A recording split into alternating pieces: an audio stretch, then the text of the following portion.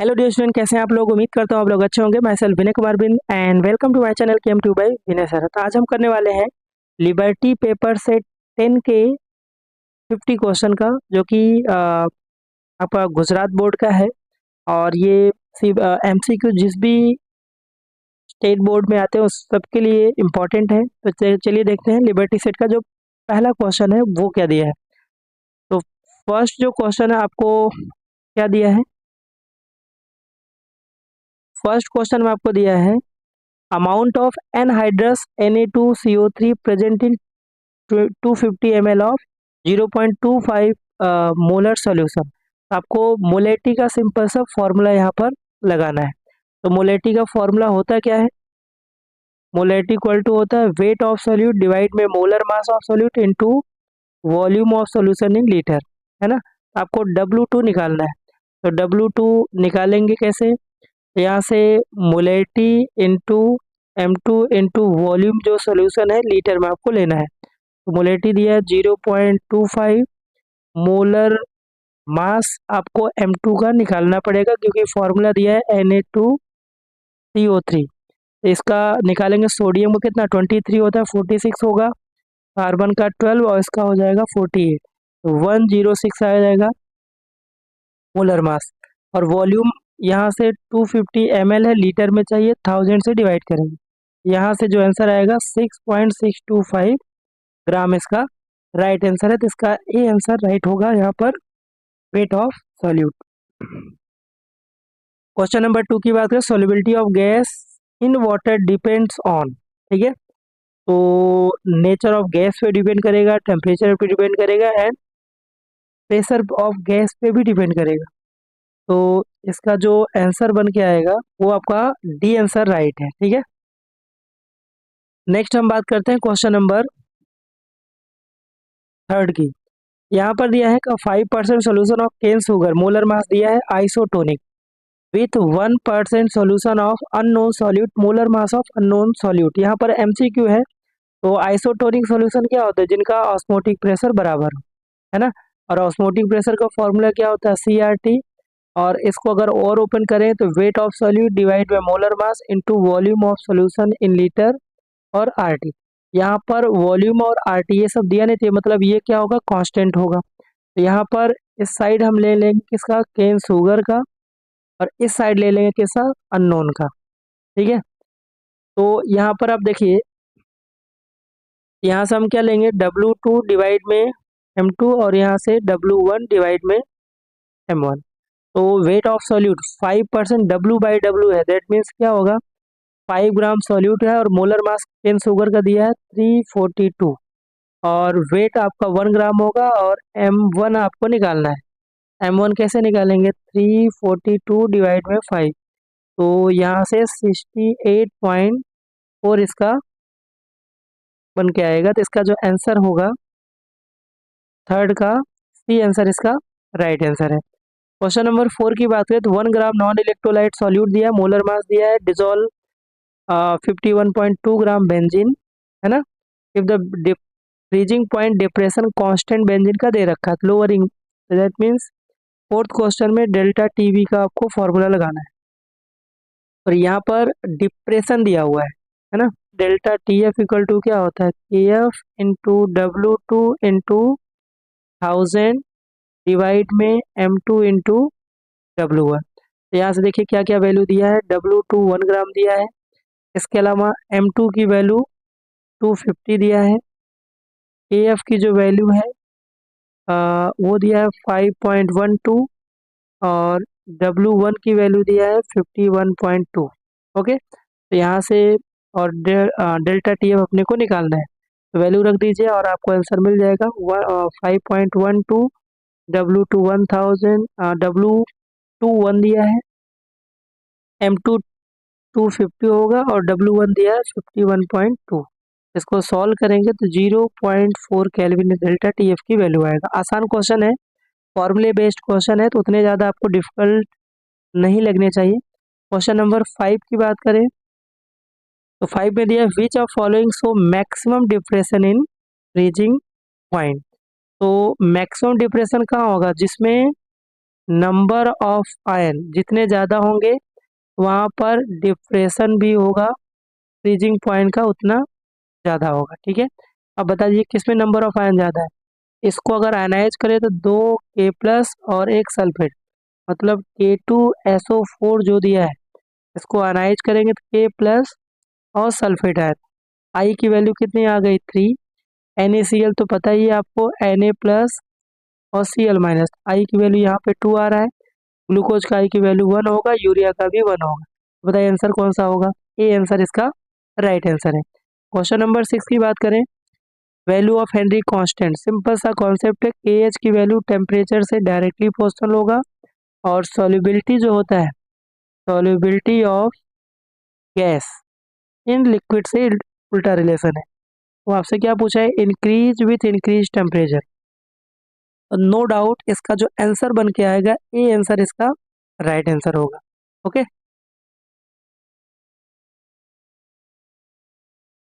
Next जो question है, question number 7, what is the cell potential of इतना। तो सेल पोटेंशियल आपको निकालना है। ई सेल कैसे निकालते हैं, ई कैथोड माइनस ई एनोड से यहाँ पर निकालते हैं। और कैथोड कौन होगा, यहाँ पर आरपी वैल्यू आपको दिया है दोनों मेटल का, है ना। नॉइस्ट इक्वेशन तो लगाना नहीं कि यहाँ पर आरपी वैल्यू दिया है, तो जो हायर वैल्यू होगा वो काम करेगा कैथोड की तरह, और साइन के साथ जो लोअर होगा वो होगा एनोड। तो कैथोड है 1.5 और माइनस का 0.25। ओके, और इसको सिंप्लीफाई करेंगे तो 1.5 प्लस हो जाएगा 0.25। इसको प्लस करेंगे आप तो कितना आंसर आ जाएगा, तो यहाँ से 1.75 वोल्ट प्लस का आंसर आएगा। याद रखिए प्लस माइनस में कोई कंफ्यूजन नहीं होना चाहिए। आरपी वैल्यू दिया, जो हायर वैल्यू होगा कैथोड होगा, लोअर वैल्यू जो आरपी दिया होगा वो एनोड होगा, है ना। तो यहाँ से गड़बड़ नहीं होगी, देखिए प्लस माइनस आपको दिया हुआ है, थोड़ा सा गलती करेंगे तो आंसर आपको मिल जाएगा, है ना। नेक्स्ट यहाँ पर हम बात करते हैं 8 क्वेश्चन का, कोलराउस लॉ से यहाँ पर क्वेश्चन है। यहाँ पर लिमिटिंग मोलर कंडक्टिविटी दिया है, CH CH2 COON का दिया है, NaCl का दिया है, HCl का दिया है। आपको एसिटिक एसिड का यहाँ पर जो है कार्बोक्सिलिक का निकालना है। तो यहाँ पर आपको जिसका निकालना है, जैसे यहाँ पर लिखा है ClCH2 और COOH, इसको अगर आयनाइज करें तो यहाँ से क्या आएगा, ClCH2COO, है ना, माइनस और प्लस यहाँ पर H+ का। आपको जैसे ये मान लीजिए फर्स्ट है, ये सेकंड है और ये थर्ड है, इन तीनों का यूज करके आपको निकालना है। तो आपको क्या देखना है कि जिस सॉल्ट में ये आयन प्रेजेंट है उनको प्लस कर देना है। देखिए पहले में आपका, अगर मुझे इसका निकालना है तो फर्स्ट को प्लस करिए, और H+ आपका HCl में है, और थर्ड को प्लस करिए इनकी वैल्यू, और माइनस क्या कर दीजिए, सेकंड को कर दीजिए, और यही यहाँ पर लगा दीजिए वैल्यू में, है ना। तो यहाँ से फर्स्ट जो है 224 है, थर्ड जो दिया है 203 है, और माइनस कर दीजिए 38.5। इनको प्लस करेंगे, यहाँ से 7, यहाँ से 2, यहाँ से 4, माइनस 38.5। ठीक है, तो यहाँ से जो आएगा 388.5 इसका आंसर होगा। तो बताइए कौन सा आंसर होगा। कोलराउस लॉ से सिंपल सा क्वेश्चन है, तो इसका जो आंसर बनेगा, सी आंसर इसका राइट है। आप यही करिए, जिसका भी निकालना वो आप देखिए जो गिवन है उसमें किस सॉल्ट में वो प्रेजेंट है उनको प्लस करिए, बाकी सबको माइनस करेंगे, आपका आंसर यहाँ से मिल जाएगा। ठीक है, क्वेश्चन नंबर 9 की बात करें, what will be the pH aqueous solution of electrolyte in electrolytic solution during electrolysis of copper sulphate between graphite electrode. ठीक है, तो इसका जो आंसर बन के आएगा ई होगा, जो एसिडिक नेचर है वो एसिडिक सॉल्यूशन होगा, और एसिडिक का मतलब है पीएच की वैल्यू 7 से कम होगा। टेन क्वेश्चन की बात करें, on passing 0.5 farad electricity to molten sodium chloride, sodium कितना डिपॉजिट होगा। देखिए अगर मैं कैथोड की बात करूं तो सोडियम मेटल है, और इसका एक इलेक्ट्रॉन लूज करके यहाँ से सोडियम सॉलिड जाएगा। यहाँ से देखिए यहाँ पर देखिए एक इलेक्ट्रॉन, दैट मीन्स 1 फैराड है। तो 1 फैराड के लिए सोडियम का जो वेट है वो है 23 ग्राम मिल रहा है। ओके, तो आपको अगर पूछे 0.4 फैराड के लिए कितना होगा, तो 23 डिवाइड बाई 1 इंटू 0.5, और इसको आप मल्टीप्लाई कर देंगे। तो मल्टीप्लाई करेंगे तो यहाँ से आपको जो आंसर बन के आएगा 11.50 ग्राम इसका आंसर होगा। इसका जो राइट आंसर बन के आएगा 10 का बी आंसर राइट होगा। ओके, नेक्स्ट मैं 11 क्वेश्चन की बात करूँ। Given 2 name of fuels other than the hydrogen use in a fuel cell. ठीक है, तो फ्यूल सेल आपने इलेक्ट्रोकेमिस्ट्री में पढ़ा होगा। इसमें जो आपने पढ़ा होगा फ्यूल सेल में मीथेन कार्बन मोनोऑक्साइड भी आप ले सकते हैं। तो मीथेन क्या होता है, CH4, कार्बन मोनोऑक्साइड मतलब CO, ये भी यूज कर सकते हैं आप। अगर फ्यूल सेल पढ़ेंगे चैप्टर नंबर 2 में तो उसमें साफ साफ लिखा हुआ है मीथेन कार्बन मोनोऑक्साइड भी आप यूज कर सकते हैं। नेक्स्ट है 12 question, which cell is mostly use in hearing aid. Mercury cell जो होता है वो यूज होता है। Mercury cell, dry cell, lead storage cell, इनका एनोड कैथोड किससे क्या बना है, कितनी बार अभी तक 9 सेट जिसमें इसमें लगभग यहाँ से बन रहे हैं। एनोड किसका बना है, कैथोड किसका बना है, इनका खासकर एनोड कैथोड का रिएक्शन ये अच्छे से करके जाएंगे। ये कई बार क्वेश्चन रिपीट कर रहे हैं, तो हो सकता है कि आने वाले एग्जाम में यहाँ से क्वेश्चन बन जाए। ठीक है, चलिए बात करते हैं नेक्स्ट जो क्वेश्चन है, क्वेश्चन नंबर 13। क्या दिया है, रेट लॉ और reaction A and B product आपको दे रहा है, take a reaction in closed vessel. Rate की वैल्यू यहाँ पर दे रखा है, रेट इक्वल टू के, और ए के पावर में कितना 2 है, और बी के रिस्पेक्ट में यहाँ पर फर्स्ट ऑर्डर है। ये आपको क्वेश्चन में गिवन है। ठीक है, आगे बोल रहा है कि if volume of vessel become half then what effect will be observe in rate of reaction. देखिए, अगर मैं यहाँ पर क्लोज्ड वेसल है और वॉल्यूम मैंने कंटेनर का सपोज V मान लिया, ये जो इक्वेशन आपका ऊपर दिया है वो क्या बन जाएगा, जैसे K और वॉल्यूम मैंने V माना, तो यहाँ से क्या होगा V स्क्वायर इंटू यहाँ से V। ओके, यहाँ से क्या बन रहा है, K V के पावर में क्यूब हो जाएगा। और इसमें क्वेश्चन में क्या दिया है कि वॉल्यूम जो है वो हाफ हो जा रहा है, मतलब V/2। यही आप रखेंगे तो नया रेट क्या बनेगा, K, और V के A के प्लेस में क्या होगा V/2, है ना, ये इसका स्क्वायर में है, और यहाँ से क्या होगा इसका स्क्वायर इंटू V। यहाँ से क्या बनेगा 1/4 के V स्क्वायर इंटू V, और ये वैल्यू क्या आएगा 1/4 के V का क्यूब। अब ये वैल्यू क्या है, देखिए ये, इसको फर्स्ट इक्वेशन मान लीजिए, इसको सेकंड मान लीजिए। तो जो के V जो है वो क्या है, R के बराबर होगा, तो R डैश जो आया वो इनिशियल रेट का 4 टाइम हो जाएगा, तो बिकम 1/4 टाइम। दैट मीन्स का आंसर जो आएगा वो ये आंसर इसका राइट है। ओके, क्वेश्चन दिया in Arrhenius equation plot intercept equal to, यहाँ पर ln के टर्म है, तो अगर आप अरेनियस इक्वेशन को देखें तो ln के इक्वल टू होता है माइनस a/r 1/t, और प्लस यहाँ से होता है ln। ये अरेनियस इक्वेशन का टेम्परेचर पे ग्राफ है।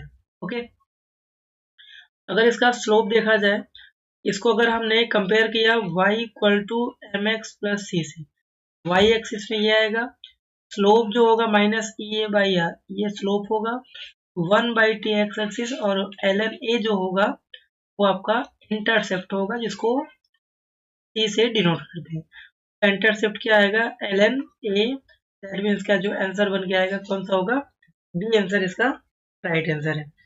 14 का जो होगा बी आंसर इसका करेक्ट आंसर है। चलिए आगे बढ़ते हैं, क्वेश्चन नंबर 15 ने क्या दिया है, first order reaction has rate constant आपको दे रखा है, how long will 5 gram of this reactant take to reduce 3 gram. तो अगर आपने फर्स्ट ऑर्डर पढ़ा हुआ है तो फर्स्ट ऑर्डर का ये इंटेक्स क्वेश्चन है चैप्टर नंबर 3 में। फर्स्ट ऑर्डर का जो फॉर्मूला होता है ए इक्वल टू क्या होता है 2.303 अपॉन टाइम लॉग, यहाँ पर होता है इनिशियल कंसंट्रेशन डिवाइड में फाइनल। ये फर्स्ट ऑर्डर का फॉर्मूला है, इसमें बहुत सारे न्यूमेरिकल है, हमें टाइम निकालना, इक्वल टू क्या हो जाएगा 2.303 की वैल्यू दिया है यहाँ से 1.15 इंटू 10⁻³ और लॉग यहाँ पर इनिशियल कितना दिया 5 ग्राम। 5 ग्राम से रिड्यूस होकर कितना हो रहा है 3 ग्राम। अब इसको सिंप्लीफाई कर लेंगे, यहाँ से जो आपका आंसर टाइम निकल के आएगा वो कौन सा होगा, ए आंसर इसका राइट होगा। तो इसको सिंप्लीफाई कर लीजिएगा। अब इतना तो आप कर सकते हैं, लॉग निकालने आना चाहिए, है ना। और इसको सिंप्लीफाई करेंगे तो यहाँ से 444 सेकेंड इसका राइट आंसर होगा। Question number 16, increase in concentration of reactant lead to change in, है ना। यहाँ पर कोलिजन फ्रीक्वेंसी, जितने ज्यादा कंसंट्रेशन रिएक्टेंट आप बढ़ाओगे, आपस में रिएक्टेंट मॉलिक्यूल जो होता है, कोलिजन थ्योरी का कॉन्सेप्ट है, उतना ज्यादा कोलिजन फ्रीक्वेंसी भी होगा। ठीक है, क्लियर है। यहाँ से इसका आंसर जो बनेगा थ्योरेटिकल पॉइंट है, सी आंसर इसका राइट आंसर है। नेक्स्ट बात करते हैं क्वेश्चन नंबर 17 की। Reaction A B product the rate of reaction in various concentration. देखिए ये टेबल टाइप का क्वेश्चन है, ऐसा एक्सरसाइज में आपको क्वेश्चन मिलेगा। इन एक्सपेरिमेंट है 3 रेट यहाँ पर मिलने वाला है ना। अगर इस रिएक्शन का मैं रेट लिखूँ तो रेट इक्वल टू क्या होगा, ए के पावर में आप एक्स मान लीजिए और बी के पावर में आ जाएगा वाई। ये हुआ rate of reaction.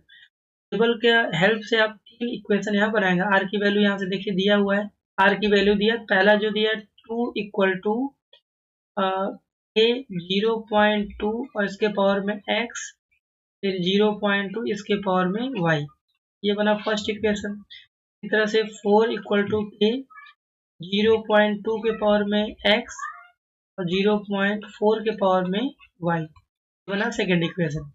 Third equation में 36 दिया है, आर की वैल्यू के 0.6 के पावर में x एंड 0.4 के पावर में y। ये बना थर्ड इक्वेशन। इन तीनों इक्वेशन का यूज करके आपको एक्स वाई की वैल्यू निकालना है। तो देखिए अगर हमने सेकेंड इक्वेशन में फर्स्ट को डिवाइड किया, हमने सेकेंड में फर्स्ट क्यों किया, क्योंकि देखिए ये कैंसिल आउट हो जाए के यहाँ से क्या होगा 0.4 डिवाइड में 0.2 और में y इक्वल टू 4/2। ये 2 ही आएगा और यहाँ से 2 आएगा, मतलब 2 के पावर में y इक्वल टू 2 के power 1, that means base equal है, तो y की वैल्यू यहाँ से आया 1। इसका मतलब इस इक्वेशन में b के पावर में 1 आएगा। अब आप x की वैल्यू निकाल लीजिए। मैं क्या करता हूँ, थर्ड इक्वेशन में सेकेंड को डिवाइड करता हूँ। तो अगर ये काम करेंगे तो क्या होने वाला है, देखिए यहाँ से होगा 36 डिवाइड में 4 इक्वल टू, ये y कैंसिल होगा, ये भी क्या 0.6 पावर में डिवाइड में 0.2, ये आएगा x। यहाँ से ये 4 9 टाइम हुआ, तो 3 के पावर में 3 हम लिख सकते हैं, सॉरी 9 है, हम क्या कर सकते हैं 9 इक्वल टू यहाँ से 3 के पावर में x, तो इसको 3 के पावर में 2 लिख सकते हैं और 3 की पावर में x। बेस सेम है, x की वैल्यू यहाँ से कितना आ जाएगा 2। इसका मतलब x की वैल्यू 2 आया। फाइनली जो बन गया r इक्वल टू के के पावर में 2 और b के पावर में 1। ऐसा कौन सा आंसर है, आपको डी आंसर इसका राइट आंसर है। ओके, क्वेश्चन नंबर 18 दिया है कि which element third transition element not consider transition element. Three series में इसको ट्रांजिशन एलिमेंट कंसीडर नहीं करते हैं। तो इसमें जो आएगा आपका थर्ड ट्रांजिशन एलिमेंट में जो मरकरी आता है वो होता है ना। अच्छा क्वेश्चन है, इसको थोड़ा क्लियर कर देते हैं क्यों कैडमियम नहीं आया। तो मरकरी थर्ड ट्रांजिशन एलिमेंट होता है। तो इसको मैं कॉन्सेप्ट क्लियर करता हूँ। डी ब्लॉक में देखिए जो फर्स्ट ट्रांजिशन सीरीज होता है, फर्स्ट ट्रांजिशन सीरीज वो 3D सीरीज होता है। सेकेंड जो ट्रांजिशन सीरीज होता है वो 4D को बोलते हैं एंड थर्ड जो ट्रांजिशन सीरीज होता है वो 5D होता है। तो 3D 4D एंड लास्ट में 6D भी होता है, फोर्थ ट्रांजिशन सीरीज। ठीक है, इसमें देखिए 3D सीरीज की अगर हम बात करें तो 3D सीरीज में जो हेल्थ ग्रुप एलिमेंट है, 3D सीरीज में जिंक आता है, उसके नीचे कैडमियम आता है, उसके नीचे मरकरी आता है, उसके नीचे कैडमियम आता है। तो थर्ड जो ट्रांजिशन सीरीज है वो आपका मरकरी है, इसलिए आंसर मरकरी होगा। अगर इसी क्वेश्चन में पूछा होता फर्स्ट ट्रांजिशन सीरीज, वहां पर जिंक आंसर हो जाता। अगर आपको सेकंड पूछता तो कैडमियम होता, और फोर्थ पूछा तो कैडमियम होता। ये तीनों को ट्रांजिशन एलिमेंट नहीं मानते हैं। इसमें आपसे थर्ड ट्रांजिशन पूछा, थर्ड ट्रांजिशन में मरकरी आता है, दैट इज इसका आंसर जी होगा। अच्छा क्वेश्चन, कंसेप्चुअल क्वेश्चन है। ओके, क्वेश्चन नंबर 19 की बात करते हैं। क्वेश्चन नंबर 19 में क्या दिया है, difference between two atomic radii should not more than, and gap दिया टू फॉर्म एलॉय, इतने से ज्यादा नहीं होना चाहिए, 50% से ज्यादा नहीं होना चाहिए, तो हम एलॉय नहीं बना सकते। इतना, इससे ज्यादा नहीं, इससे कम चलेगा। ये आपको एनसीईआरटी में डीएनए ब्लॉक में मिल जाएगा। एग्जैक्ट 15% होना चाहिए। ठीक है, question, which of following compound is diamagnetic. तो डायामैग्नेटिक किसको बोला जाता है, डायामैग्नेटिक मतलब जिसका डी ऑर्बिटल क्या हो, सारे के सारे क्या हो, पेयर्ड हो, इसको बोलते हैं डी ऑर्बिटल। तो यहाँ पर आपको देखना पड़ेगा, जैसे Cu2Cl2 है ना, तो Cu2Cl2 में कॉपर का कितना आएगा, +1 आएगा। अब कॉपर एक्सेप्शनल केस है, 3D में 10 होता है और 4s में 1 होता है। अगर Cu+2 की बात करें तो d ऑर्बिटल 10 होगा और 4s में 0, तो d ऑर्बिटल यहाँ पर क्या, पेयर्ड ऑर्बिटल है सारे के सारे, इसलिए ये डायमैग्नेटिक नेचर होगा। 20 का कौन सा आंसर होगा, यही आंसर होगा, बाकी को चेक करने की जरूरत नहीं है। ठीक है, नेक्स्ट 21 क्वेश्चन की अगर बात की जाए तो 21 में क्या दिया है, which one of following set correctly represent the increase in paramagnetic property। तो पैरामैग्नेटिक मतलब जिसमें नंबर ऑफ अनपेयर्ड इलेक्ट्रॉन ज्यादा होंगे, उसका पैरामैग्नेटिक नेचर क्या होगा, ज्यादा होगा। तो ये हम बात करते हैं यहाँ पर, देखिए जो जो यहाँ पर अगर मैं बात करूँ, कॉपर +2 दिया है ना, वेनेडियम +2 दिया है, इसके अलावा क्रोमियम क्रोमियम पे +2 चार्ज है, और Mn पे +2 चार्ज है। तो इसका कॉन्सेप्ट ये है कि पैरा मैग्नेटिक कैरेक्टर मतलब नंबर ऑफ अनपेयर्ड इलेक्ट्रॉन पे डिपेंड कर रहा है, जिसमें अनपेयर्ड इलेक्ट्रॉन ज्यादा होंगे वही पैरामैग्नेटिक नेचर का सबसे ज्यादा होगा, वही ऑर्डर हो। अब देखो इसका जो मैग्नीज का एटॉमिक नंबर 25, इसका 24, वेनेडियम का 23 और कॉपर का पता है 29। अगर हम इसकी बात करें तो इसका जो इलेक्ट्रॉनिक कॉन्फिगरेशन 3d5 होगा, 4s में 0, तो इसमें जो n की वैल्यू आ रहा है 5 है ना। क्रोमियम प्लस इसका जो इलेक्ट्रॉनिक कॉन्फिगरेशन होगा 3d4s, s में एक इलेक्ट्रॉन होता है और d में कितने 5, एक्सेप्शनल केस है क्रोमियम, इसमें 4 इलेक्ट्रॉन बचेगा, इसमें 0, इसमें n की वैल्यू आया 4। वेनेडियम का एटॉमिक नंबर 23 है, 3d4s, 2 इलेक्ट्रॉन निकालना है, इसी में जाएगा, इसमें 3, n की वैल्यू आ रहा है कितना 3। कॉपर भी एक्सेप्शनल केस है, 3d4s, s में तो एक इलेक्ट्रॉन होता है 0, और यहाँ से एक जाएगा तो यहाँ पर 9, तो इसमें n की वैल्यू आएगी कितना 1। ठीक है, अब अनपेयर्ड इलेक्ट्रॉन जिसमें ज्यादा है तो उसका मैग्नेटिक नेचर, पैरामैग्नेटिक नेचर ज्यादा होगा। इट मीन्स इसका जो आंसर बन के आएगा सी आंसर इसका राइट होगा।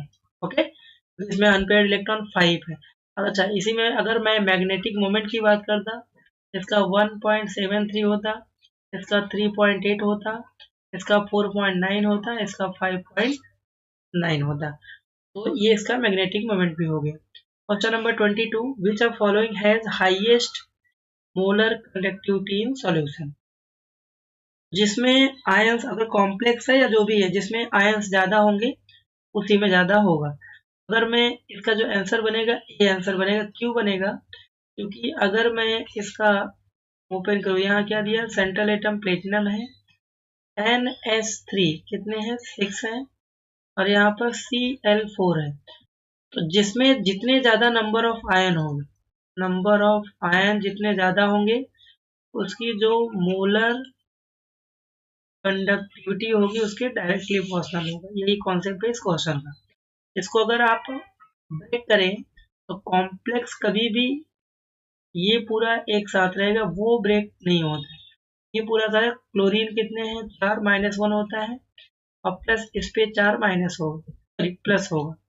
तो एक ये है और ये टोटल इसमें नंबर ऑफ आयंस कितने आए, 5, इसीलिए इसका सबसे ज्यादा है। दूसरे में अगर मैं इसमें नंबर ऑफ आयन बी में बात करूं, देखिए 3 क्लोरीन है, इसमें मतलब नंबर ऑफ आयन जो आएगा वो 4 आएगा। इसमें जो नंबर आना आएगा 2 आएगा, इसमें जो नंबर ऑफ आयन आएगा 3 आएगा। इसमें सबसे ज्यादा है 5, इसलिए कंडक्टिविटी भी ज्यादा होगी। ओके, नेक्स्ट बात करते हैं क्वेश्चन नंबर 23 की। कोऑर्डिनेशन नंबर इसका आपको बताना है ना। तो देखिए यहाँ पर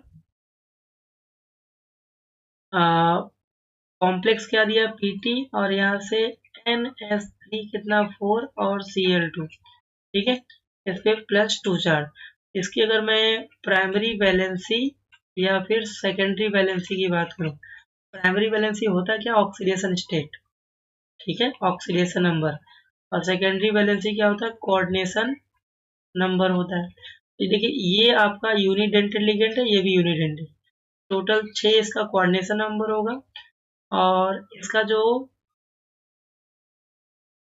प्राइमरी वैलेंसी आएगा वो आएगा 4, ठीक है। फिलहाल इसका हमें कोऑर्डिनेशन नंबर पूछा है, इसका आंसर सी आपका करेक्ट आंसर होगा। ओके, 24 क्वेश्चन में आपका इसका नाम है, देखिए पोटेशियम पहले, तो इसके पहले पोटेशियम लिखेंगे, पोटेशियम, उसके बाद ट्राई ऑक्सिलेटो और इल्यूमिनेट लगाएंगे और इसका जो ऑक्सीडेशन स्टेट आएगा 3 आएगा।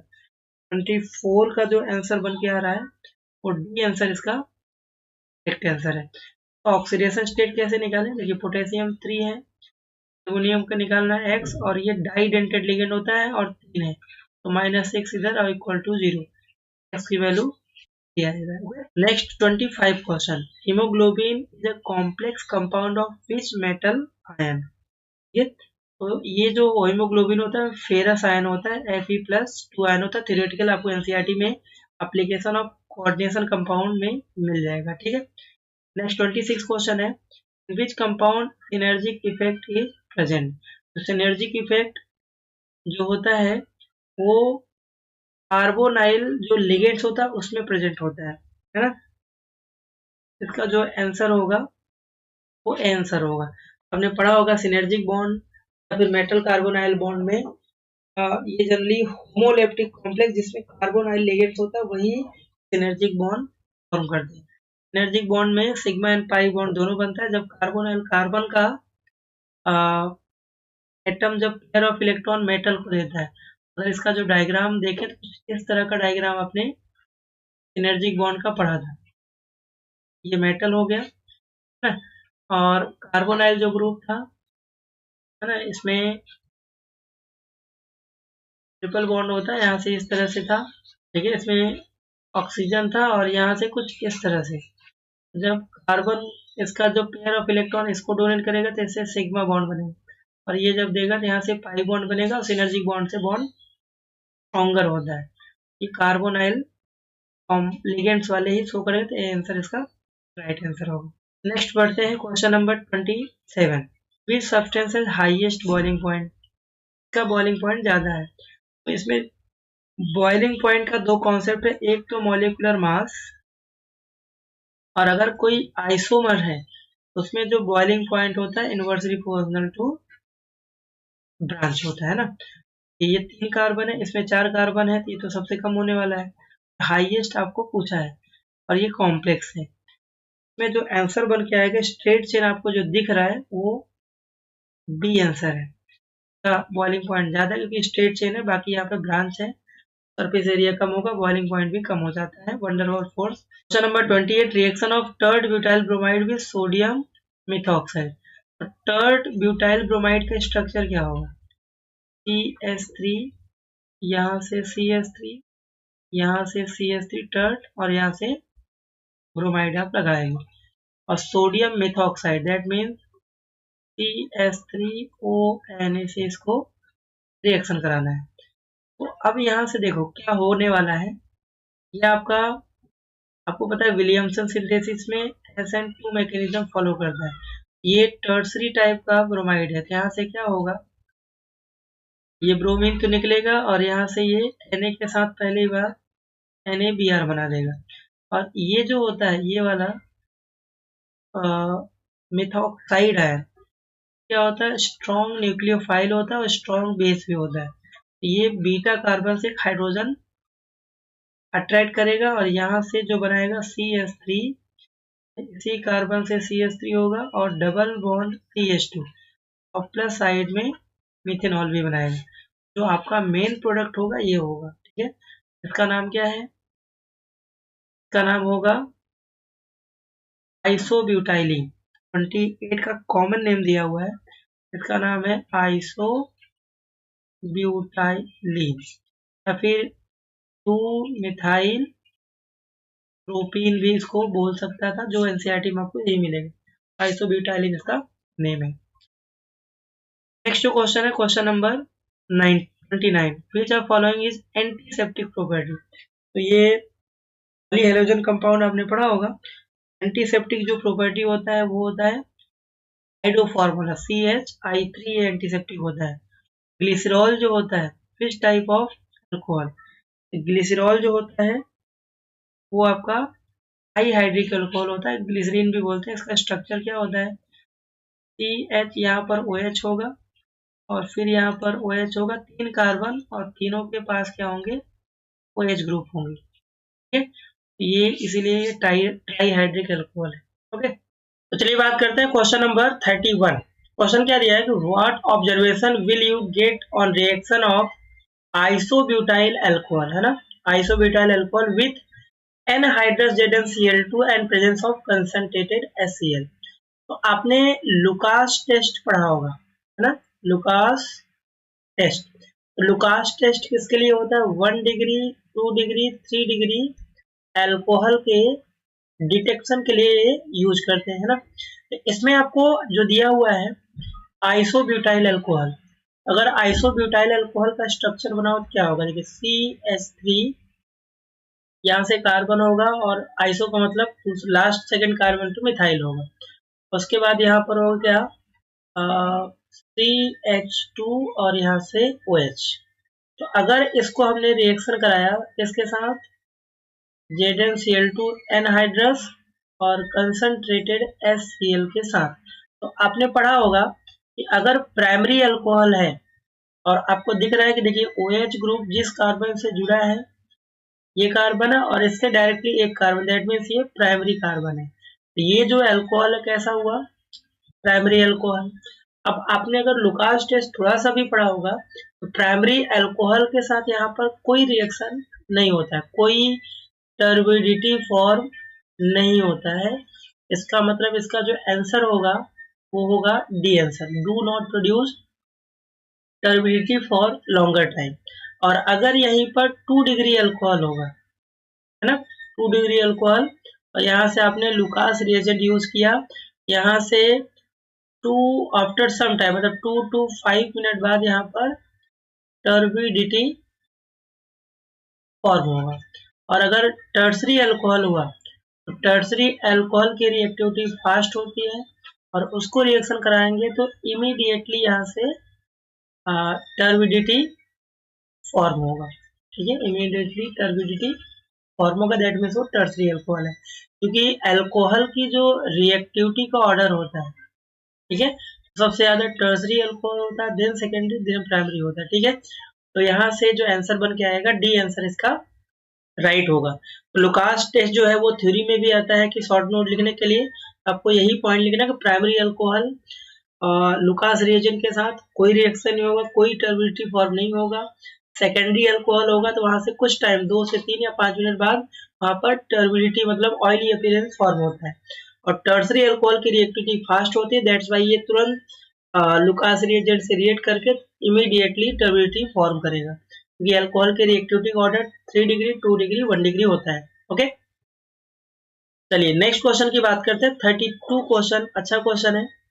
तो 32 क्वेश्चन में पहले तो आप देखिए क्वेश्चन में दिया क्या है, how many moles of hydrogen gas will be produce during reaction of methanol with 23 gram of sodium metal. तो आपको ये रिएक्शन पढ़ाओ, किसी भी एल्कोहल को, क्योंकि ये एसिडिक नेचर होता है, अगर मेटल से रिएक्शन करते हैं, यहाँ एल्कोहल दिया है मिथेनॉल, मिथेनॉल को सोडियम मेटल से रिएक्शन कराएंगे, यहाँ से सोडियम मिथॉक्साइड फॉर्म करेगा प्लस यहाँ से हाइड्रोजन गैस इवॉल्व करता है, क्योंकि आपने पढ़ा है एसिड को मेटल से सॉल्ट प्लस हाइड्रोजन गैस। इसको अगर बैलेंस करें, देखिए ये हाइड्रोजन निकला, तो इसको यहाँ पर अगर मैं हाफ कर दूं तो बैलेंस हो जाएगा। तो यहाँ पर आप देखिए सोडियम कितना है, 1 मोल है, दैट मीन्स यहाँ से साफ साफ दिख रहा है कि 23 ग्राम सोडियम, क्योंकि सोडियम का एटॉमिक मास कितना होता है 23। तो 23 ग्राम सोडियम से हाइड्रोजन कितना मोल दे रहा है, हाफ मोल, ठीक है, half mole of hydrogen. Half का मतलब कितना है, 0.5 मोल ऑफ हाइड्रोजन यहाँ से प्रोड्यूस होगा। इसी क्वेश्चन बोल देगा कि 46 ग्राम से कितना होगा, तो 23 ग्राम से जब हाफ मोल दे रहा है तो 46 ग्राम से कितना मोल होगा वो आप निकाल लेंगे। फिलहाल इसका जो आंसर होगा वो आपका आंसर क्या होगा, सी आंसर इसका राइट आंसर है। ओके, चलिए 33 क्वेश्चन की बात करते हैं। क्या लिखा है, during dehydration of alcohol hybridisation of OH group containing carbon atom change from, तो किसमें क्या चेंज होगा, तो इसके लिए आपको एक एल्कोहल का एग्जांपल लेते हैं, जैसे प्राइमरी एल्कोहल ले लीजिए या सेकेंडरी या फिर टर्सरी एल्कोहल।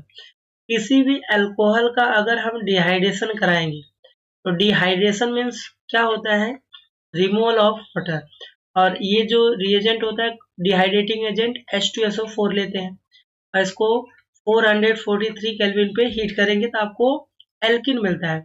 यहाँ पर बीटा एलिमिनेशन रिएक्शन होने वाला है ना। बीटा एलिमिनेशन मीन्स व्हाट, कि OH ग्रुप जिस कार्बन से अटैच जो अल्फा कार्बन है उसका एडजेसेंट कार्बन बीटा कार्बन होता है, तो अल्फा से OH निकलेगा, बीटा से हाइड्रोजन। यहाँ से साफ साफ दिख रहा है कि आपको इथीन बनेगा और प्लस H2O। अगर मैं बात करूं OH जिस कार्बन से अटैच है, ये कार्बन है, ये इसका हाइब्रिडाइजेशन क्या है, sp3। तो सिंपल सा कार्बन अगर 4 सिग्मा बॉन्ड बनाता है तो उसका हाइब्रिडाइजेशन होता है sp3। ये कार्बन देखिए 4 सिंगल बॉन्ड बना रहा है, और यहाँ पर दोनों में कोई भी कार्बन ले लो, ये टोटल 3 सिग्मा बॉन्ड बना, मतलब इसका हाइब्रिडाइजेशन क्या है, sp2। तो कार्बन जब 3 सिग्मा बॉन्ड बनाता है तो उसका हाइब्रिडाइजेशन होता है sp2। तो हाइब्रिडाइजेशन क्या चेंज आएगा, sp3 से वो जो चेंज हो रहा है sp3 से sp2 होगा, दैट मीन्स आंसर जो बन के आएगा वो आपका बी आंसर इसका राइट है। ओके, 34 क्वेश्चन, कई बार ये ईथर से यहाँ से क्वेश्चन बनता है, इसको थोड़ा सा ध्यान करके जाएंगे। इसमें कॉन्सेप्ट ये बताता हूँ, जैसे देखिए ये आपका ईथर है और HI से रिएक्शन कराओगे, तो यहाँ से देखिए CH3, फिर ऑक्सीजन, फिर CH, और यहाँ से CH3, और यहाँ से CH3, और HI के साथ यहाँ पर रिएक्शन कराना है ना ईथर का। तो बॉन्ड कहाँ से ब्रेक करोगे, देखिए 2 पॉसिबिलिटी, या तो यहाँ से आप ब्रेक करोगे या तो यहाँ से, है ना। तो बट आप अगर एलिफेटिक कोई भी ईथर है तो बॉन्ड वहां से ब्रेक करोगे जहां पर ज्यादा स्टेबल कार्बोकेटायन बनता है। तो अगर मैं इसको यहाँ से ब्रेक करूँ तो प्लस चार्ज कार्बन पे आएगा इस पे और ऑक्सीजन पे माइनस, और ये जो कार्बोकेटायन है 2 डिग्री कार्बोकेटायन है, और 2 डिग्री कार्बोकेटायन और यहाँ से ब्रेक करते तो मिथाइल बनता, मिथाइल कार्बोकेटायन, तो यहाँ पे स्टेबिलिटी ज्यादा है, और HI में पता है आयोडाइन पे माइनस और हाइड्रोजन पे प्लस।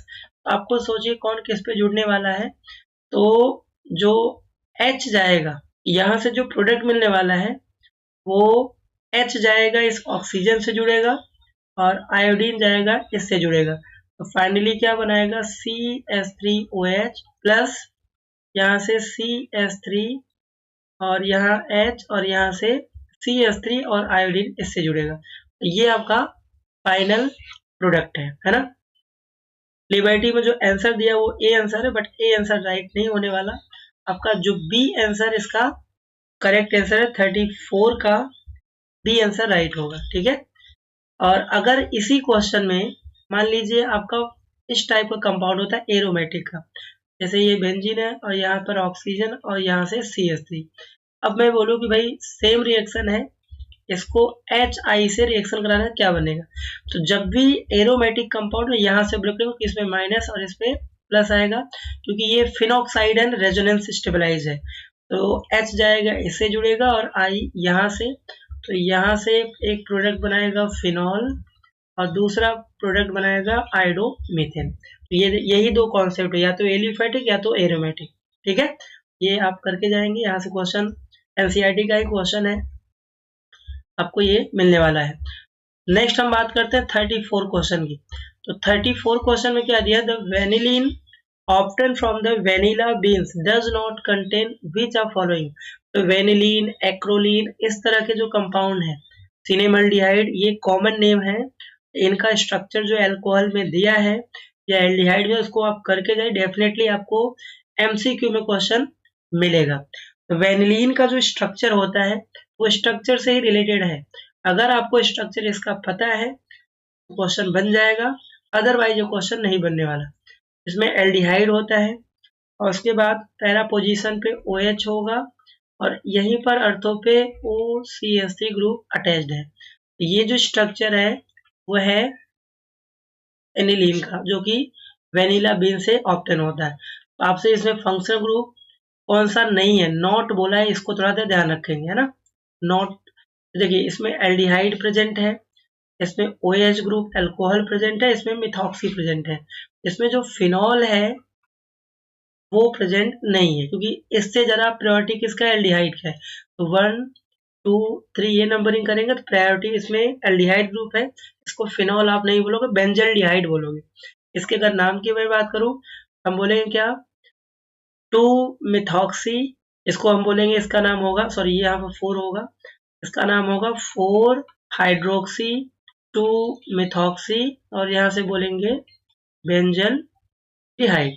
तो ये आपका ब्रांच की तरह OH ग्रुप है, तो यहाँ पर जो आंसर होगा वो सी आंसर, फिनॉल इसमें प्रेजेंट नहीं है। ओके, 36 क्वेश्चन क्या बोला है कि 4 methyl benzaldehyde is obtain on reaction of toluene with carbon monoxide and hydrogen chloride in presence of anhydrous aluminium chloride, such reaction is known as. देखिए important है, चारों के चारों नेम रिएक्शन है ना।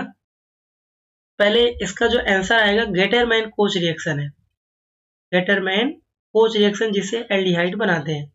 तो अगर मैं इसके प्रिपरेशन की बात करूं, ठीक है, टोल्यूइन है, 4 मिथाइल में obtain by reaction of toluene. तो अगर मैं गेटरमैन, जो इस क्वेश्चन के अकॉर्डिंग है, गेटरमैन कोच रिएक्शन है ना, गेटरमैन रिएक्शन अलग है, गेटरमैन कोच रिएक्शन अलग होता है, बिल्कुल कंफ्यूजन नहीं होगी। तो टोल्यूइन हमने लिया, टोल्यूइन का मतलब क्या है, मिथाइल के ऊपर एक बेंजीन के ऊपर एक मिथाइल होगा, ये कॉमन नेम है, दैट इज टोल्यूइन या फिर मिथाइल बेंजीन। अब यहाँ पर जो रिएजेंट यूज किया है, एक तो यूज किया है क्या, कार्बन मोनोऑक्साइड CO, इसके साथ HCl होता है, और एनहाइड्रस AlCl3 और CuCl भी आप ले सकते हो। यहाँ से जो कंपाउंड बनाएगा, मिथाइल तो रहेगा ही, तो 4 मिथाइल मतलब पैरा पोजीशन पे, तो यहाँ पर पैरा पोजीशन पे क्या बनेगा, CHO ग्रुप, ये 1 2 3 4, तो 4 मिथाइल बेंजल्डिहाइड, ये आपका बनने वाला है, इसको हम बोलते हैं गेटरमैन कोच रिएक्शन। ठीक है, तो इसका आंसर क्या होगा वो तो क्लियर हो गया। बाकी जो नेम रिएक्शन उनके बारे में डिस्कस कर लेते हैं, क्योंकि नेम रिएक्शन है और नेम रिएक्शन को तो आप नहीं छोड़ सकते। अगर मैं बात करूं कैनी-जारो रिएक्शन की, ठीक है, कैनी-जारो रिएक्शन क्या होता है, इसमें क्या लेते हैं, कोई भी ऐसा एल्डिहाइड ले जिसमें अल्फा हाइड्रोजन नहीं होता है, और उसको कंसंट्रेटेड KOH या फिर NOH के साथ रिएक्शन कराते हैं, तो एक मोल आपको रिड्यूस होकर अल्कोहल बनाएगा और दूसरा यहाँ पर सॉल्ट बनाता है। तो यहाँ पर देखिए इसका क्या हो रहा है, रिडक्शन, और इसी के ऑक्सीडेशन से बनाता है सॉल्ट कार्बोक्सिलिक एसिड का। तो ये डिसप्रपोर्शनेशन रिएक्शन भी इसको बोलते हैं, क्योंकि सेम कंपाउंड यहाँ पर रिड्यूस हो रहा है और सेम कंपाउंड ऑक्सीडाइज हो रहा है। ओके, नेक्स्ट अगर हम बात करें, ये तो हो गया A, B जो ऑप्शन है that means Hell Volhard Zelinsky reaction, ठीक है, जिलेंस्की रिएक्शन। इसकी खास बात यह है कि ये अल्फा कार्बोक्सिलिक के अल्फा कार्बन पे हेलोजन को इंट्रोड्यूस करता है। अगर मैं इसके स्ट्रक्चर, इसके रिएक्शन की बात करूं, कोई भी ऐसा आप कार्बोक्सिलिक लेंगे जिसमें अल्फा हाइड्रोजन होना चाहिए और उसको X2 से रिएक्शन कराएंगे रेड फास्फोरस के प्रेजेंस में, तो हो गया क्या, अल्फा जो कार्बन है वहां पर एक हाइड्रोजन इंट्रोड्यूस होगा, यहाँ से CH3CH हेलोजन और बाकी COOH ऐसे ही रहेगा और साइड में यहाँ से HX, इसका नाम है अल्फा एलो। जो भी कार्बोक्सिलिक लेंगे, फिलहाल हमने प्रोपेनोइक एसिड यहाँ से फॉर्म होगा, इस रिएक्शन को बोलते हैं HBZ रिएक्शन। ओके, नेक्स्ट इसमें हम बात करते हैं जो दिया है इसमें इटार्ड रिएक्शन, ठीक है, इटार्ड रिएक्शन। ये भी एल्डिहाइड के लिए इसमें क्या करते हैं, इसमें लेते हैं टॉल्यूइन, ठीक है, और इसको करते हैं, पहला जो रिएजेंट है क्रोमाइल CrO2 Cl2, इसके साथ CH2 होता है और दूसरा यहाँ से आप एसिडिक हाइड्रेशन कराएंगे तो डायरेक्टली यहाँ से बेंजल्डिहाइड बनाएगा, ठीक है, तो इसको बोलते हैं इटार्ड रिएक्शन। ये जो CrO2 Cl2 इसको बोलते हैं क्रोमाइल क्लोराइड, तो ये भी MCQ में पूछ सकता है, ठीक है, आपने पढ़ा भी होगा, तो इसको नेम रिएक्शन है तो इसको ध्यान से करके जाएंगे। ओके,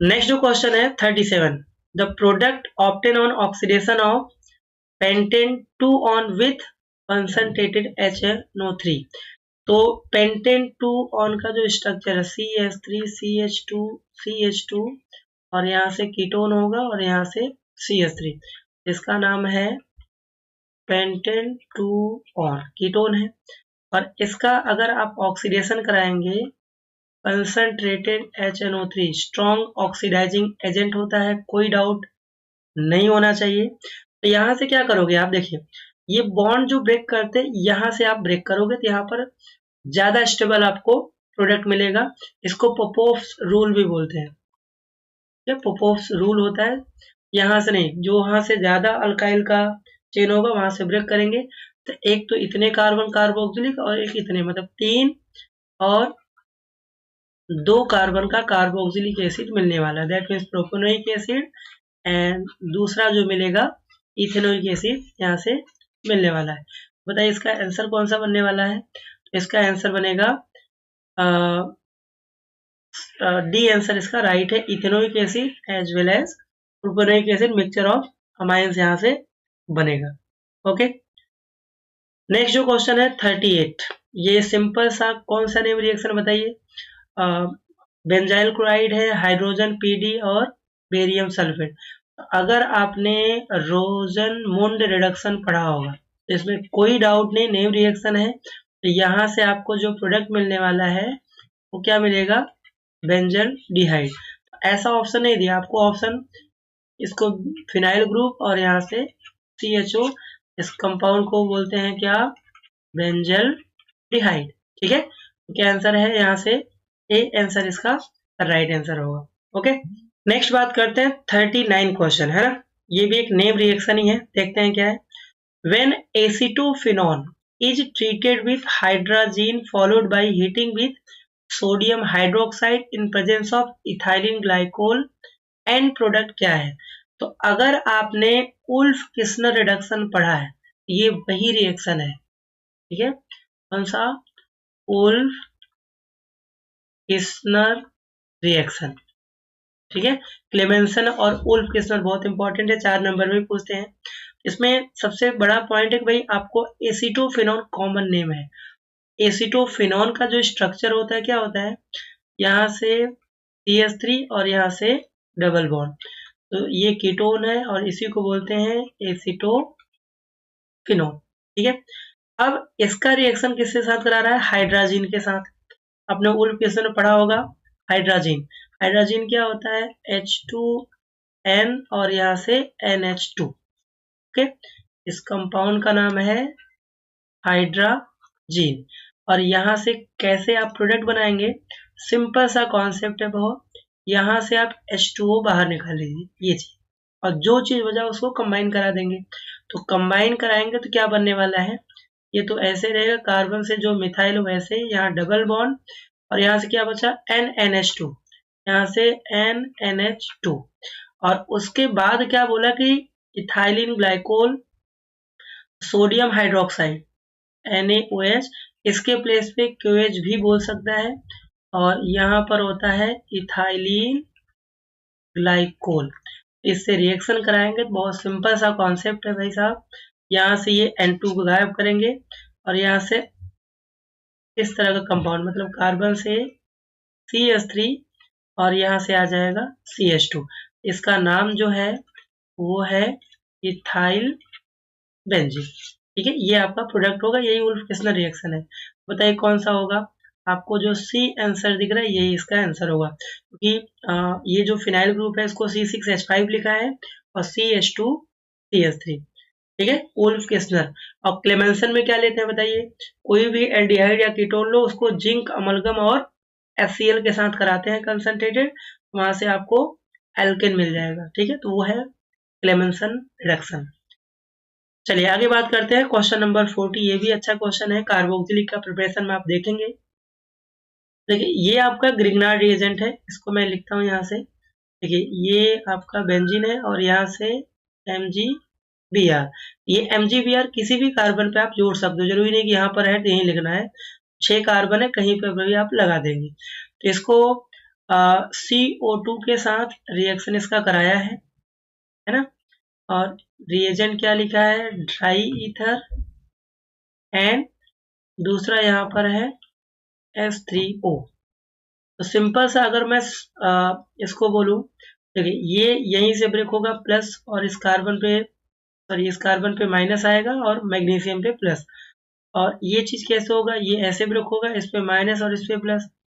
बताइए कौन किस पे जाने वाला है, तो ये जो कार्बन है वो जाके जुड़ेगा इस कार्बन से और ये जाके जुड़ेगा इससे, यहाँ से और प्लस एसिडिक मीडियम है ना, तो यहाँ से फाइनली अगर मैं बोलूँ तो C+O दिख ही रहा है, बस एसिडी से यहाँ एक H भी आ जाएगा, तो सिंपल सा ये रहेगा और यहाँ से COOH और प्लस यहाँ से MgOH Br साइड में। इस कंपाउंड का नाम क्या है, बेंजोइक एसिड। ठीक है, सिंपल सा कॉन्सेप्ट क्या है, इसका ट्रिक है कि MgBr को साइड कर दीजिए और CO2 में H जोड़ के इस कार्बन से जोड़ दीजिए, तो वही आपका प्रोडक्ट होगा। आंसर क्या बन के आएगा बताइए, इसका जो आंसर बनेगा वो बी आंसर इसका राइट है। ओके, चलिए 41 क्वेश्चन की बात करते हैं। 41 में क्या दिया है, what product will getting by reaction of primary aliphatic amine with nitrous acid। तो डाइजेनियम सॉल्ट का प्रिपरेशन आपने पढ़ा होगा, एलिफैटिक और एरोमेटिक का अलग अलग है। तो यहाँ पर जो एलिफैटिक की बात कर रहा है, एलिफैटिक अमाइन, तो कोई भी एलिफैटिक अमाइन जैसे मान लो मैंने लिया R और यहाँ से NH2, जनरल रिएक्शन लेते हैं। चलिए हमने लिया RNH2, तो ये इसका रिएक्शन कराएंगे नाइट्रस एसिड, नाइट्रस एसिड का फॉर्मूला HNO2, हो सकता है इसके प्लेस पे NaNO2 प्लस HCl, ये भी आपको ले सकता है, ये दोनों कंबाइन करके नाइट्रस एसिड ही बनाता है, जिसका फॉर्मूला है HNO2। इस एसिड को बोलते हैं नाइट्रस एसिड। और ये प्राइमरी अमाइन है, ये कैसे क्लियर होगा भाई, प्राइमरी अमाइन अगर NH2 आपको दिख रहा है दैट मीन्स वो प्राइमरी अमाइन है, और NH दिख रहा है सेकेंडरी और सिर्फ N दिख रहा है तो वो टर्सरी अमाइन। तो यहाँ से डाइजोनियम सॉल्ट बनाता है N2 प्लस और Cl माइनस, और ये क्या होता है एलिफैटिक में ये अनस्टेबल होता है, तुरंत ये वाटर से रिएक्ट करके यहाँ से बना लेता है अल्कोहल उतने ही कार्बन का, और प्लस यहाँ से N2 बाहर होगा और Cl भी यहाँ से निकल जाएगा। ठीक है, तो कभी भी जब एलिफैटिक अल्कोहल का रिएक्शन कराएंगे तो ऑलवेज वहां से अल्कोहल ही बनेगा जितने कार्बन का आप लेंगे। ठीक है, मैं एक एग्जांपल इस पे समझा दे रहा हूँ, जैसे मान लीजिए आपको दिया होता कि आप इथेन अमाइन ले रहे हैं और आपको बोले कि भाई यहाँ पर HNO2 है तो क्या बनेगा, तो सीधा से इसको हटाएंगे, क्योंकि यहाँ से सबसे पहले क्या बनाएगा डाइजोनियम सॉल्ट N2+Cl-, और ये हटा के यहाँ से उतने ही कार्बन का alcohol that means ethanol form करेगा, क्योंकि इसका जो डाइजोनियम सॉल्ट होता है एलिफेटिक का वो अनस्टेबल होता है, कन्वर्ट हो जाएगा अल्कोहल में सेम कार्बन का।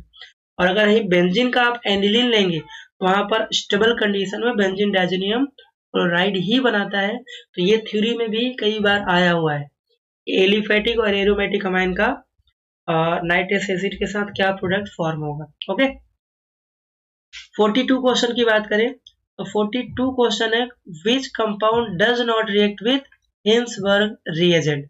तो हिंसबर्ग रिएजेंट बहुत इंपॉर्टेंट है, ठीक है, हिंसबर्ग रिएजेंट। तो हिंसबर्ग रिएजेंट बोलते किसको है? हिंसबर्ग रिएजेंट बोलते हैं बेंजीन सल्फोनाइल क्लोराइड, और इसका स्ट्रक्चर कुछ ये होता है, इसका नाम है benzene sulfonyl chloride. Benzene sulfonyl chloride को हिंसबर्ग रिएजेंट बोलते हैं। और अगर इसमें अलग अलग चीजें, अगर आपने प्राइमरी अमाइन लिया या फिर सेकेंडरी अमाइन लिया या फिर टर्सरी अमाइन लिया, तो प्राइमरी अमाइन से H और Cl निकालेंगे तो यहाँ से आपका एक कंपाउंड बनाएगा एन अल्काइल बेंजीन सल्फेनामाइड, जो कि क्या होता है सॉल्यूबल इन अल्कली, वो कंफर्म हो जाएगा प्राइमरी अमाइन है, जो प्रेसिपिटेट फॉर्म होगा वो सोल्यूबल होगा। सेकेंडरी अमाइन जो अगर हुआ वो इनसोल्यूबल होता है अल्कली में, जो प्रेसिपिटेट फॉर्म होगा दैट मींस वो सेकेंडरी अमाइन। और टर्सरी अमाइन से कोई रिएक्शन नहीं होगा, क्योंकि उसमें एसिडिक हाइड्रोजन अब्सेंट होता है टर्सरी अमाइन में। कि टर्सरी अमाइन क्या होता है, यही होगा, इसमें हाइड्रोजन है नहीं तो HCl निकलेगा नहीं, कोई रिएक्शन नहीं होगा। इस क्वेश्चन में आपको यही देखना है कौन सा टर्सरी अमाइन है। तो बताइए, जिस नाइट्रोजन के पास एक भी हाइड्रोजन नहीं है, देखिए ये नाइट्रोजन है बी, इसका बी आंसर है बिकॉज ये टर्सरी अमाइन है। अगर मैं बात करूँ ए वाला कौन सा, ये प्राइमरी, क्योंकि NH2 दिख रहा है, ये भी आपका प्राइमरी है और लास्ट वाला भी प्राइमरी है, तो बी टर्सरी अमाइन से रिएक्शन नहीं करता है। ओके, नेक्स्ट 43 क्वेश्चन की बात करते हैं। तो यहाँ पर क्या प्रोडक्ट बनने वाला है, तो आपको दिख रहा है नाइट्राइल कंपाउंड, ठीक है।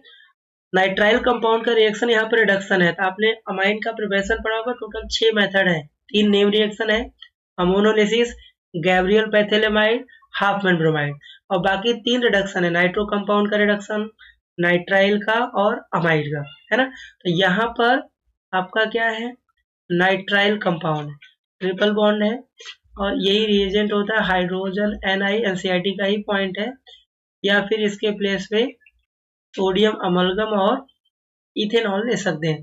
तो करना क्या है, ये जो CN दिख रहा है इसको आपको कन्वर्ट कर देना है, एक कार्बन बढ़ जाएगा तो CH3, और ये CH को CH2 बना देगा, और यहाँ से NH2, यहाँ से क्या बना देगा इथेनामाइन, इसका नाम क्या है भी इथेनामाइन, और प्राइमरी अमाइन यहाँ से फॉर्म करेगा।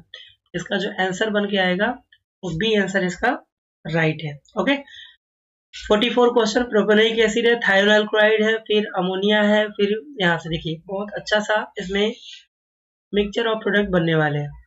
तो यहाँ से सबसे पहले हम प्रोपेनोमाइन से प्रोपेनोइक एसिड से स्टार्ट करते हैं। तो इसका नाम क्या है, प्रोपेनोइक एसिड, है ना।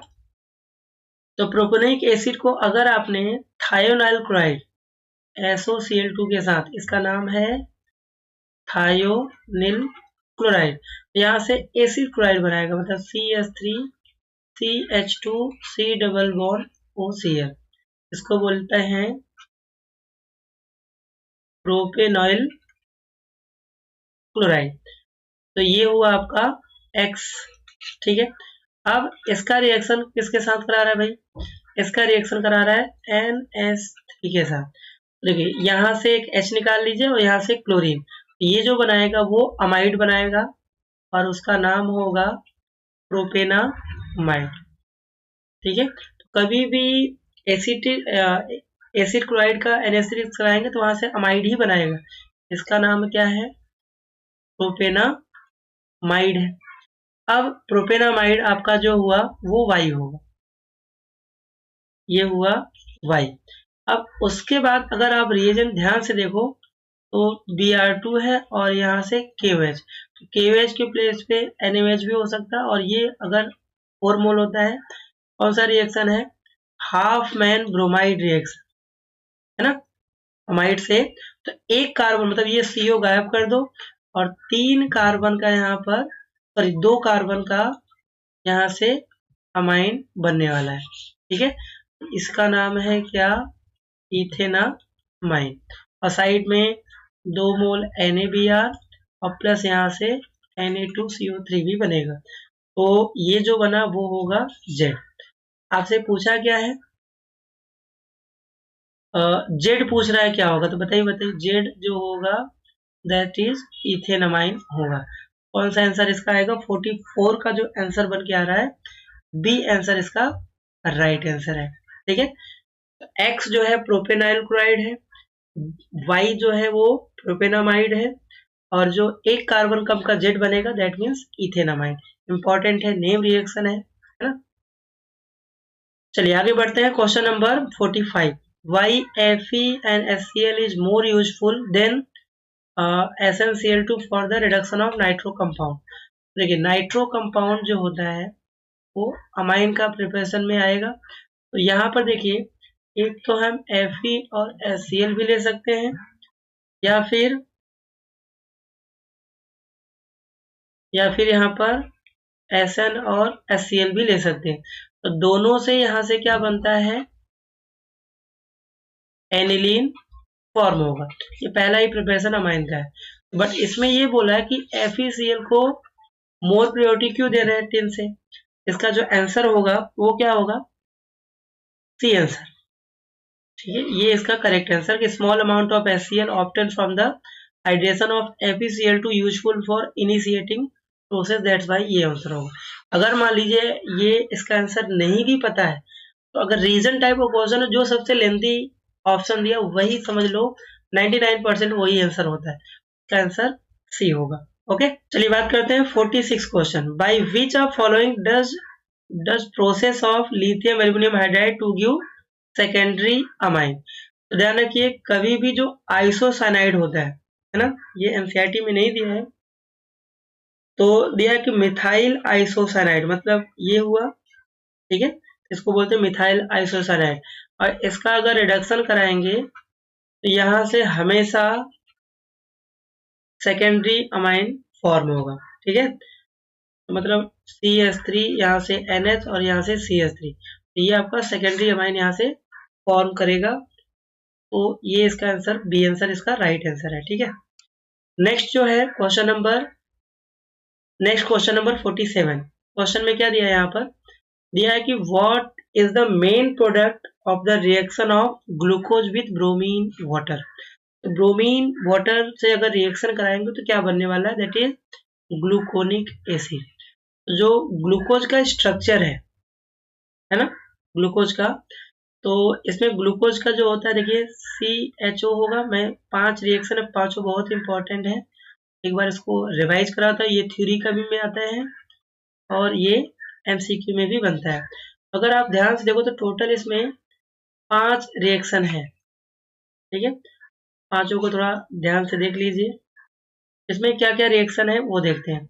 सबसे पहले अगर ग्लूकोज को HI के साथ रिएक्शन कराएंगे तो यहाँ से 6 कार्बन का N हेक्सेन फॉर्म करता है, ठीक है, N हेक्सेन, मतलब 6 कार्बन के यहाँ पर हेक्सेन बनाएगा अल्केन कंपाउंड, ठीक है। दूसरा जो है, अगर इसको हाइड्रोक्सिल अमाइन के साथ रिएक्शन कराएंगे NH2OH के साथ, नेक्स्ट HCN के साथ, तो ये दोनों रिएक्शन कंफर्म करते हैं कि ग्लूकोज में एल्डिहाइडिक ग्रुप प्रेजेंट होता है।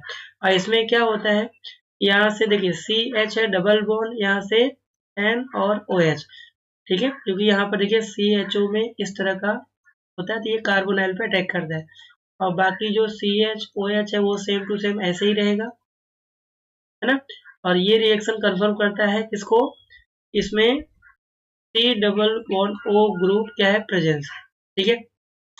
HCN कराओ तो यहाँ साइनो हाइड्रीन कंपाउंड बनाता है, मतलब CH इसी से OH और इसी से CN, बाकी जो CHOH4 है वो सेम टू ऐसे होगा, तो इसको बोलते हैं साइनो हाइड्रीन।